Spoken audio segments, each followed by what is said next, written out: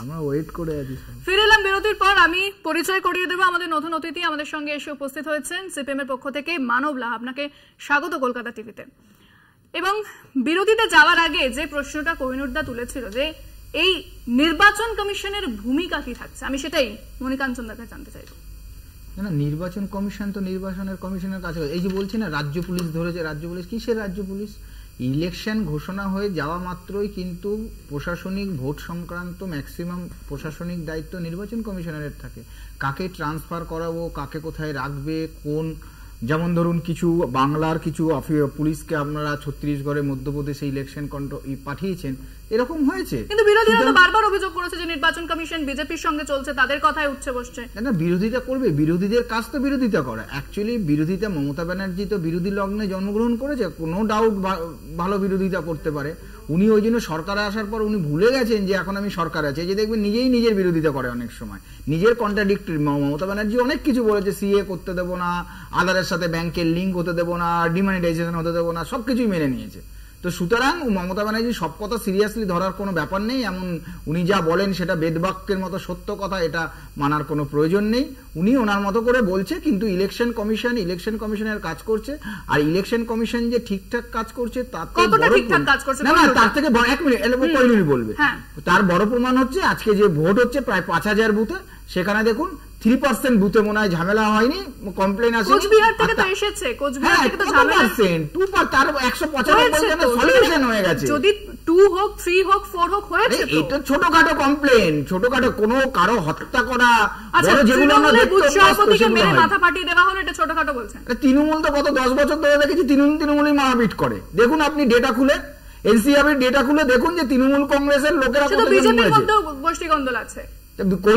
গোষ্ঠী কন্দল ব্যাপারটা আলাদা, গোষ্ঠী কন্দল ঘরের মধ্যে ঝগড়া হলো আলাদা, দুজনকে মার্ডার করা, দুটোর মধ্যে এক করলে হবে না দিদি ভাই, দুটো একদম সম্পূর্ণ আলাদা জিনিস। মরেছেও তৃণমূল, মরছেও তৃণমূল। না দেখুন, আমাদের ব্লকের সভাপতিকে মেরে মাথা ফাটিয়ে দিয়েছে। আমি বারবার বলছি নিশীথ প্রামাণিক যে নিজে মন্ত্রী, তার সিআরপিএফ কে নিজে কন্ট্রোল করছে এবং সেটা নিয়ে একটা গন্ডগোল পাকানোর চেষ্টা করছে।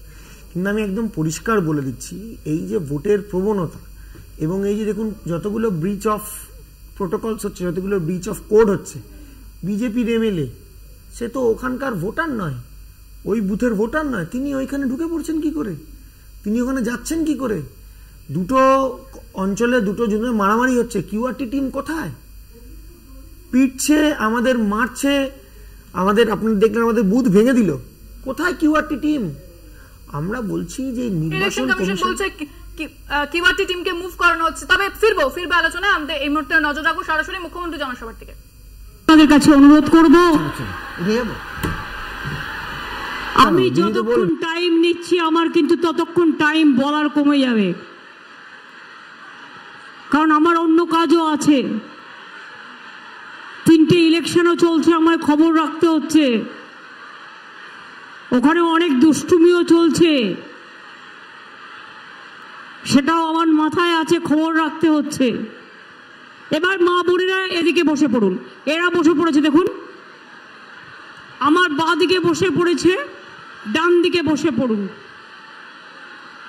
আর ভাইরা তোমরা কিছুতেই মা বোনেদের দিকে আসবে না, তোমাদের ঠেললে তোমরা পেছনের দিকে ঠেলো, তাহলেই দেখবে ঠিক হয়ে যাবে।